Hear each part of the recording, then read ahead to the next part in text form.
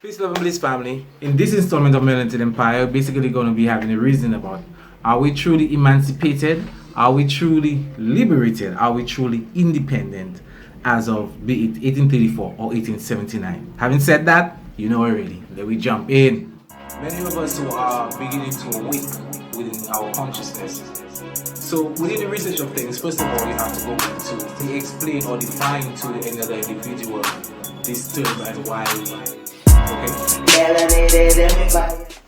So this video, family, obviously is in regards to my little island where we reside, called St. Lucia. It was actually called Ayanolu by the very first inhabitants that records try to say are the Siboneyes people who came in from the Orinoco River in Venezuela around 500 BC. They were basically fishermen and hunters. They didn't tend to no garden or do no pottery. They were succeeded by later on the Arawaks, who as well came from, we can say, the northern part of South America. While they did fish and hunt, they also tend to the gardens as well. They planted things like sweet potato, cassava, and then vibe there. And later on, around 800 or 900 AD, they were taken over by a more warrior-like tribal people called the Caribs. Before we go into the subject matter of this video, we also have to give a brief history on St. Lucia because it has to lead up in regards to the indigenous people, the first inhabitants, where the name and everything came from. Also involving the European after that time of Columbus as well, and showing how St. Lucia was introduced into the understanding of a lot of European and French nations, right? Which basically led to the enforcement of slavery. Now, the last set of people in St. Lucia called the Caribs, they referred to the island as Hiranoro, which later became Hiranora, which is still the name of the international airport today. That is its origin. The island was actually called Hiranoro, which means land of the iguanas. Okay, Ayanolu actually means the same thing as well.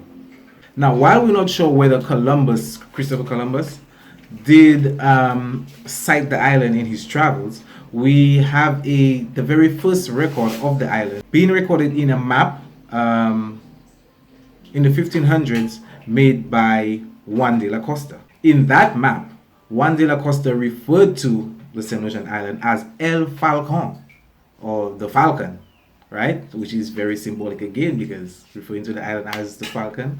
I've also touched upon the Falcon concept somewhat in the spiritual deliberations which have been that of Heru. And the Vatican made a globe in 1520. We can actually see the island Santa Lucia on that globe. Now all this, family, deals with the indigenous cultures, right? The names they associated with the islands and more or less how they manage the way of life, okay? By fishing, by hunting, by tending to gardens, and also both the Arawaks and the Caribs dealt with pottery as well. You know, molding of clay, which is where we get the kanawe, the local coal pot from. Okay. Now in 1605, family, very important date, a English vessel called Olive Blossom, right, on its way from England to British Guyana to bring supplies, got drifted away and landed in St. Lucia. Okay, about 67 Englishmen left the vessel and came aboard the island, family. They were confronted by then the Carib chief in Vieux because where they landed was around, you know, that area, the southern part of the island. So they were approached by this Carib chief called Anthony, or Antonio in Spanish, Anthony. And he eventually sold them huts along the Vieux River for them to settle. Now the thing is, Anthony had a brother from St. Vincent, I believe his name was Orugamat or something of that sort. So his brother leave Vinci now and he come Lucia and he telling Anthony he don't agree with him selling them Englishman huts on the river, man. You know? And basically they told them had a dispute. I mean, you live in all Vinci, you come in England affairs, you know. Anyway, both of them, Anthony and Orugamat, visited the Englishmen on separate occasions, asking the Englishmen, right, to get rid of their brother. So Anthony asking them to kill Arugamat, and Arugamat visiting them asking them to kill Anthony. Self-hate. See it from even time immemorial, fam. Anyway, Arugamat, now still disappointed, he launched a series of invasions on the Englishmen. And while they landed in, let's say, April, May, because I believe they left Britain in April of 1605. So let's just say in that very same year, like September, only about 19 Englishmen were left. Now, from that time, family, different sets of settlers or colonial masters, you can say, be it between the French and the English, began to come and settle in St. Lucia, okay, rivaling for ownership. So if it wasn't a war between the British and the French, it would be between the British and the French and the indigenous people at that particular point in time, which were the Caribs. In 1650, a Captain du Paquet and Monsieur Hoyuel, it is recorded and documented on paper saying that they bought the island. At that time, the French controlled the island, and they actually fought off a few English or British invasions, family. But in 1663, the Caribs actually sold the island, right, to a Francis Willoughby. He is of British descent, of British origin. Now, why would they do that, knowing that the island already belonged to the French? Right? Was it because they felt that they were being treated fairly under the French? Was it in an effort to make the French and the British clash so they would get the island back to their own? Whatever the reason, it doesn't appear that the plan actually worked. And I say this because by the year 1780 to the 1800s, only a handful of Carib people were left. There's actually a legend that states in the Mikud area, in the Mikud district there, which is when you leave Beaufort on the way to Castries, they said that a whole set of them were massacred in that particular area. And while not all died via the massacres, right, we can say some died through disease. Some were actually shipped over to Britain as slaves, okay, and the few that were left over interbred with the Englishmen, be it the Englishmen or even the French, and the slaves that were brought in from Africa to work the land.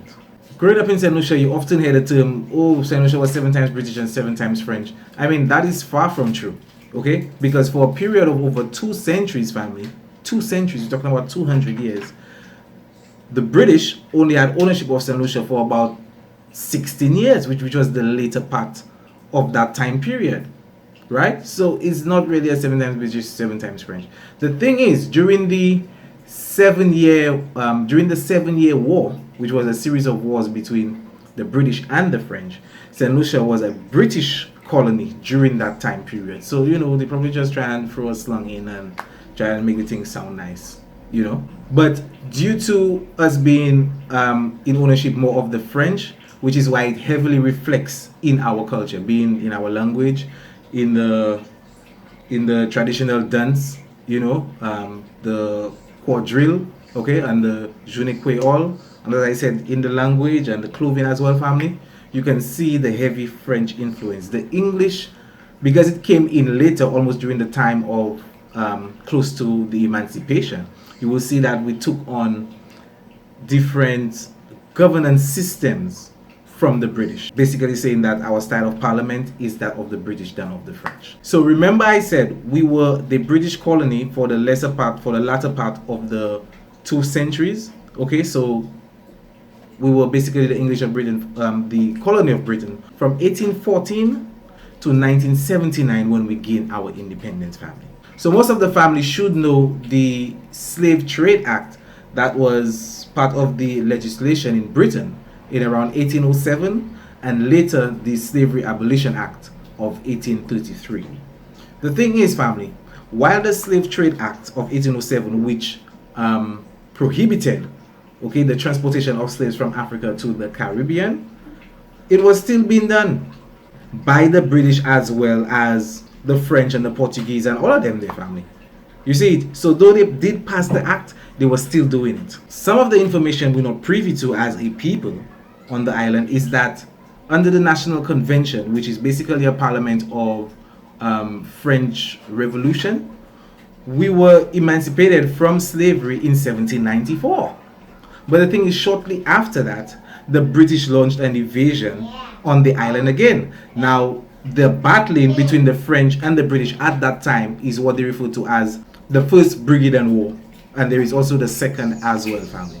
So, family, all of these dates I'm throwing all about the place. I'm just trying to show you that in 1807, the Slave Trade Act was passed, that it was prohibited and basically a criminal act to transport slaves, but they were still doing it, family, right? Then in 1834, August 1st, today, emancipation. In 1834, they gave the legislation for the abolition of slavery. But I stumbled across a picture that actually showed in Jamaica in 1836, okay, slaves now at that time, because of the abolition of slavery, referred to as indentured servants, were being called to a square to be flogged. So what I'm trying to show the family is that despite these different legislations being passed, like the Slave Trade Act of 1807, they were still doing what they say on paper they were not going to do. Okay? In 1834, August 1st, today, right? How many years ago? Slavery was still going on. The only difference is, while in slavery, we were not being paid for our work. Because of the Slave Abolition Act, we were now classified as indentured servants.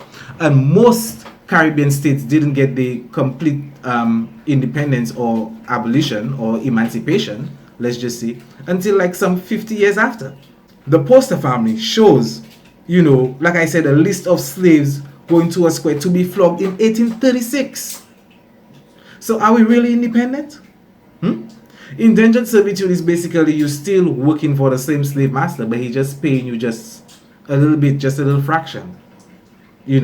So that shows we are still under indentured servitude today.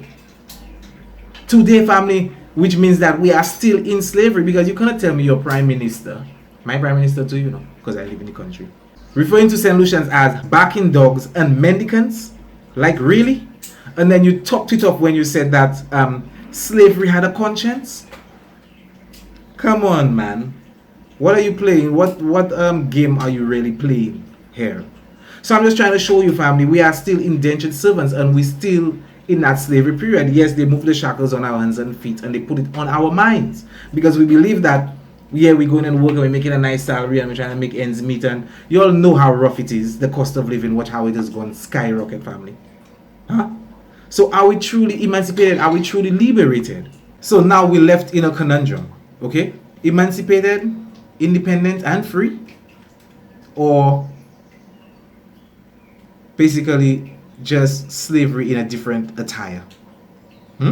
Obviously it's the latter, family, because our style of parliament, even down to our currency, still has the image of our former colonial master. So Dr. Leonard Jeffries, family, when he wrote the foreword to the Dr. John Henry Clark book, Christopher Columbus and the African Holocaust, he's very qualified when he made the statement, and he said that slavery and genocide was institutionalized and systemized into a global system that was not only after the control of land and labor, but also to colonialize information.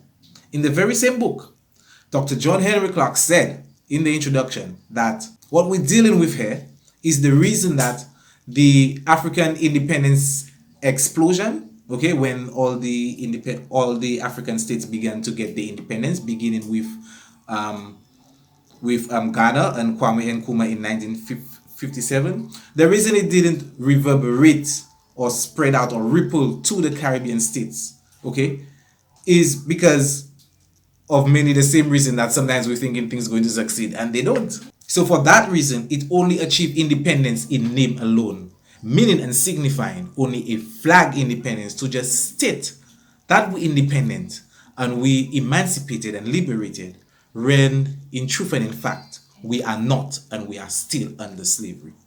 Ain't that some shit, family? Having said that, peace, love, don't forget your coconut oil, stay woke.